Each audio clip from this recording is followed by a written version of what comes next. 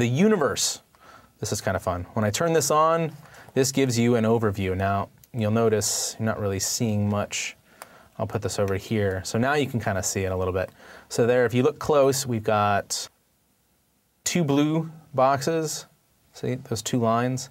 And then there's another blue one there. And those are representative of these down here. So this gives you a global, a sort of a blown out view. So if I'm zoomed in something really far, I can see all of my universe. I can see the entire session as a whole. But if you notice up here in this gray box, that's showing the view that I'm looking at because I'm zoomed in that far. So it's kind of a handy thing, but it does eat up some real estate. So if you don't want to see it, you can always close it. Notice we have this sort of, these little arrows, which allow us to open things and close them, which is awesome. Last but not least is a Midi editor.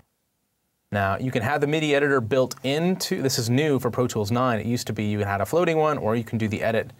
You can do the edit within the region itself, or you can use a dedicated Midi editor. I always like to use the editor, and this is really handy. You can collapse it or open it up, and it remembers the exact view that you're using. What's great about this is I can open this up, and then I can select things up in this window, and you'll notice that they'll change depending on what I have selected. So that's kind of a handy thing. I can do multiple edits that way. There's a couple ways that I'm doing a zoom thing here.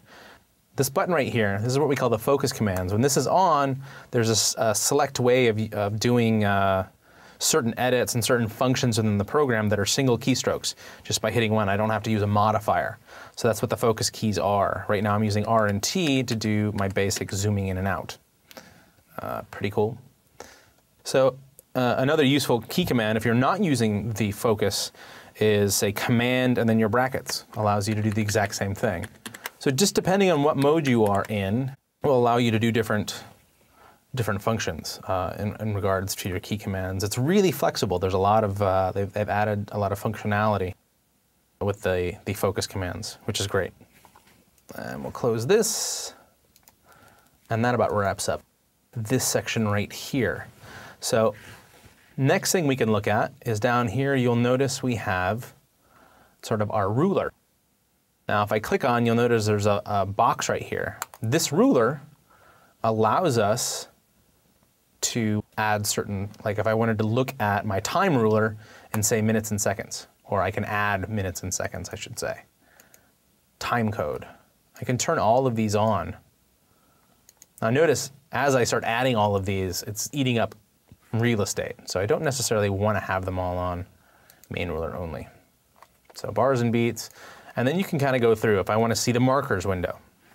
A marker is where we can drop in a memory point. So it's a way for me to quickly get back. We'll talk about markers as we move through the program. Our key signature, our meter, chords, all of this have to come into play.